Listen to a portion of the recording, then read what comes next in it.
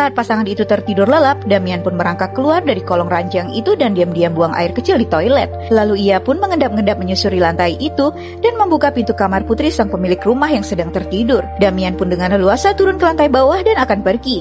Namun saat ia melihat keluar, tiba-tiba ia berubah pikiran. Lalu ia pun kembali masuk ke kolong ranjang pasangan suami istri itu dan tertidur. Saat pagi ia pun terbangun ketika mendengar suara aktivitas di rumah itu dan mendengar jika pemilik rumah itu sedang terburu-buru untuk pergi, yang akhirnya ia pun dapat keluar dengan sedikit lega karena merasa penghuni rumah itu telah pergi. Damian pun membuka lemari pendingin itu dan mengambil makanan di dalamnya, lalu sarapan dengan biskuit dan segelas susu. Damian ternyata orang yang cukup tahu diri, di mana merasa telah menginap dan sarapan gratis di rumah orang asing.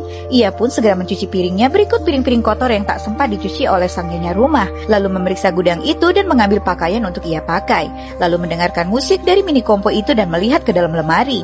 Ia pun menggesernya. Ternyata keahlian Damian sangat berguna dan mencoba memanfaatkan lemari dinding itu untuk menjadi tempat persembunyiannya, yang ia tutupi dengan lemari antik itu dan mengaturnya dengan sedemikian rupa hingga lemari itu benar-benar tak tampak menyimpan sebuah ruangan rahasia di dalamnya.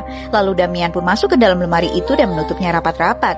Ia pun duduk diam seraya terus mendengarkan suara-suara yang terdengar dari balik dinding kayu itu, yang ternyata sang nyonya rumah telah kembali dan sempat heran dengan perabotan makan yang sudah tercuci dan tersusun rapi di dapurnya. Dan seakan merasakan kehadiran seseorang, wanita itu pun memanggil sang suami yang ia kira sudah pulang. Namun Damian menutup mulutnya rapat-rapat. Dan saat malam, wanita itu pun menanyakan apakah sang suami sempat pulang ke rumah karena melihat piring-piring kotor telah tercuci bersih.